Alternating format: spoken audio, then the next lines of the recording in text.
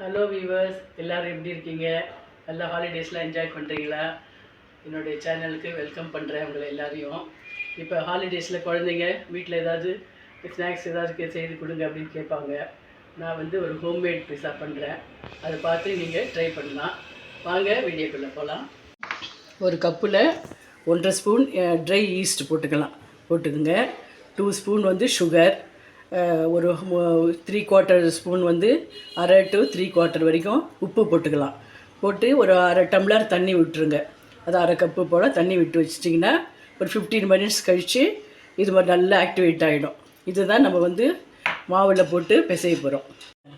1.5 cup flower போட போகிறோம். அதுக்கு அந்த ஃபெர்மெண்ட் பண்ண அந்த ஈஸ்ட்டை ஊற்றிடுவோம். மிக்ஸ் பண்ணுவோம்.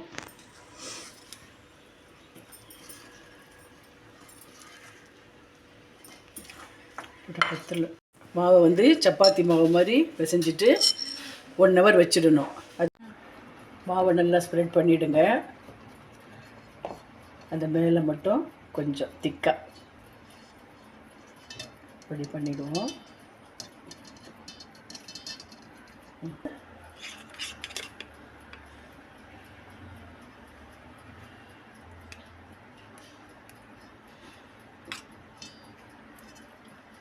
பிஸா சாஸ் ரெடிமேடாக வாங்கிக்கலாம்.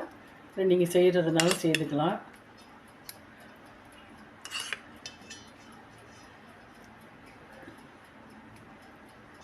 மேலே அப்படியே ஸ்ப்ரெட் பண்ணிவிட்டு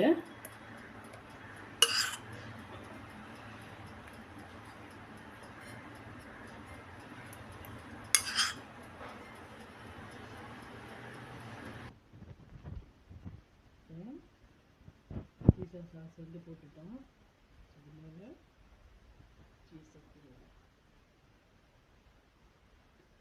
சீஸ் போடலாம்.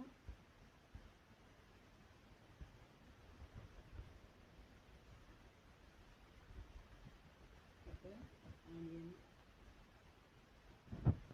டொமேட்டோ, கேப்சிகம், ஆலிவ்ஸ், உங்களுக்கு என்னென்ன விருப்பமோ பன்னீர் எல்லாம் போடலாம். நான் இன்றைக்கி டொமேட்டோவும் ஆனியன் கேப்சிகம் இருக்கிறத போடுறேன். மஷ்ரூம் எல்லாம் போடலாம்.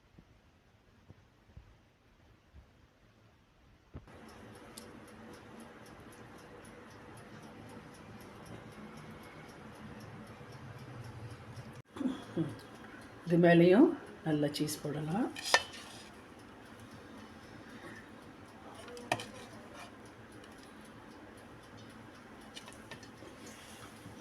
இப்போ கொஞ்சம் ஆரிகனோ, சரி, இப்போ ஆரிகனோ போடுறேன்.